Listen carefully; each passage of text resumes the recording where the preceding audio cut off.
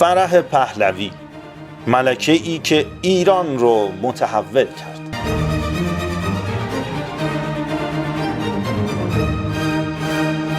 تو دل تاریکی‌های تاریخ یه وقتایی یه نور درخشنده تمام چهره یه سرزمین رو روشن میکنه. فرح پهلوی، زنی که مثل یک تک ستاره درخشان تو آسمون فرهنگ و هنر ایران درخشید و با هر قدمش دنیای هنر رو با عشق و لطافت آمیخت. این داستان زنیه که با قلبی پر از عشق به میهن به قله هنر و زیبایی این مملکت رسید. بخش اول، روزهای کودکی، ریشه های هنر و عشق به میهن. فرح دیبا 22 مهر 1318 توی تهران به دنیا اومد. خانواده‌اش از طبقه متوسط به بالا بودن و از نظر فرهنگی و اجتماعی جایگاه خوبی داشتن. پدرش سوپان دیبا یکی از مهندسان نظامی ارتش بود و مادرش فریده قطبی ذوق هنری زیادی داشت.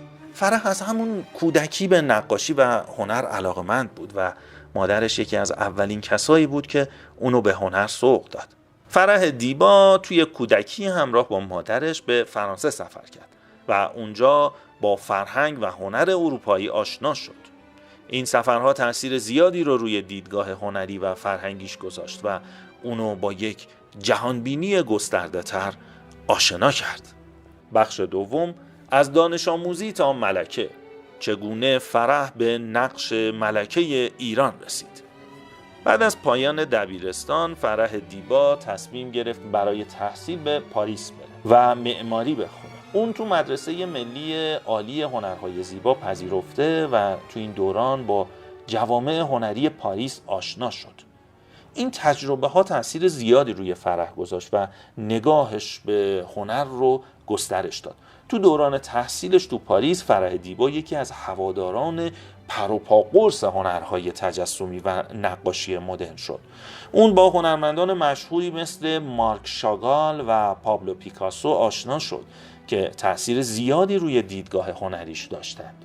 توی یکی از مهمونی‌های رسمی فرح با محمد رضا پهلوی شاه ایران آشنا شد و این دیدار شروع یه داستان عاشقانه بود که به ازدواجشون در 21 آذر 1338 منجر شد.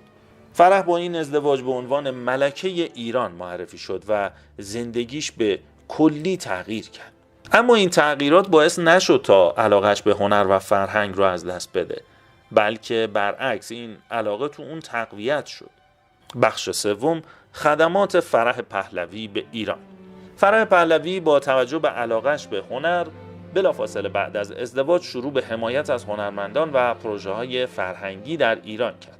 او به تأسیس موزه هنرهای معاصر تهران کمک کرد که یکی از مهمترین مراکز هنرهای تجسمی در ایران و خاورمیانه است.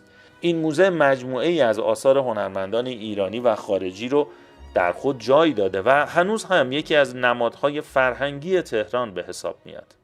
موزه هنرهای معاصر تهران که به همت فرح پهلوی تأسیس شد، یکی از بزرگترین مجموعه‌های هنری رو در خارج از اروپا و آمریکا در اختیار داره. این مجموعه شامل آثار هنرمندان برجسته‌ای مثل ونسان ون گوگ، پابلو پیکاسو، اندی وارهول و جکسون پولاک میشه. اما این تنها بخشی از فعالیت‌های فرهنگی فرح پهلوی بود. اون بنیاد فرح پهلوی رو تأسیس کرد که هدفش حمایت از هنرهای تجسمی، موسیقی، تئاتر و سینما بود. همچنین فرح پهلوی در برگزاری جشن‌های هنری و فستیوال‌های مختلف نقش داشت که هدفشون ارتقای سطح فرهنگی جامعه ایران بود. جشن هنر شیراز یکی از بزرگترین پروژه‌های فرهنگی بود که با حمایت فرح پهلوی برگزار می‌شد. این جشنواره به مدت 10 سال هنرمندان برجسته از سراسر جهان رو به ایران جذب کرد و به یکی از مهمترین رویدادهای هنری بین‌المللی تبدیل شد.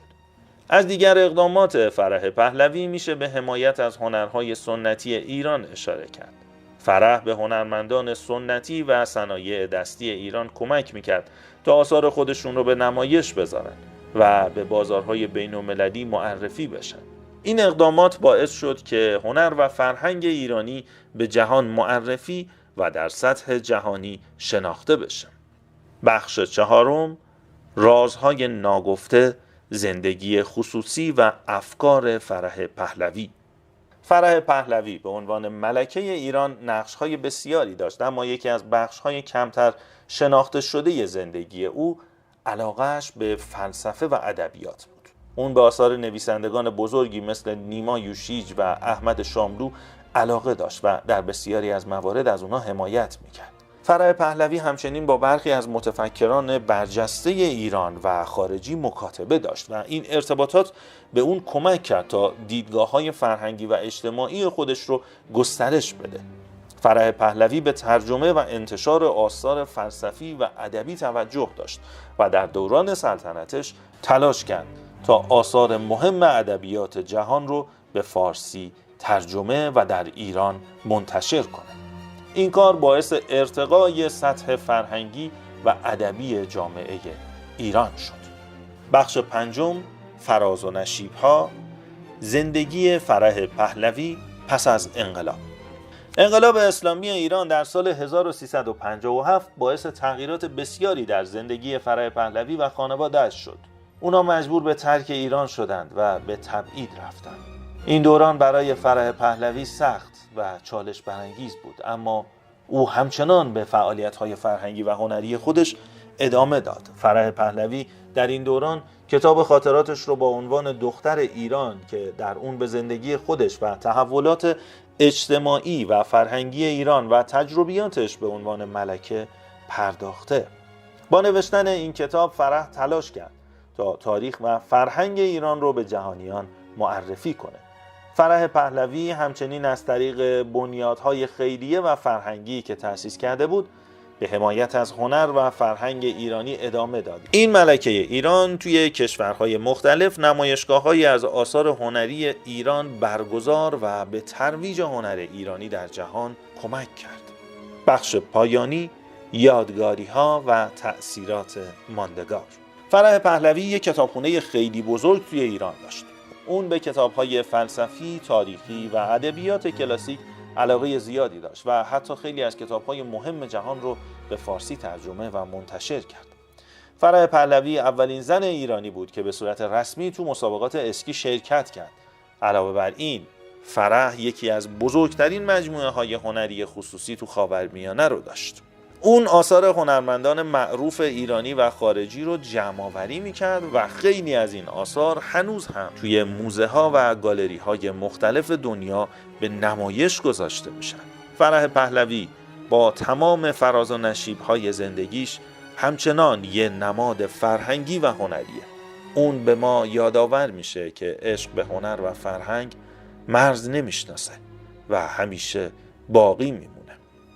اگه این ویدیو برای شما جذاب بود حتما لایک کنید و کانال ما رو سابسکرایب کنید تا ویدیوهای بعدی ما رو از دست ندید. نظر شما راجع به فرح پهلوی چیه؟ آیا شما هم از فعالیت‌های او اطلاع داشتین؟ منتظر کامنت های شما هستم.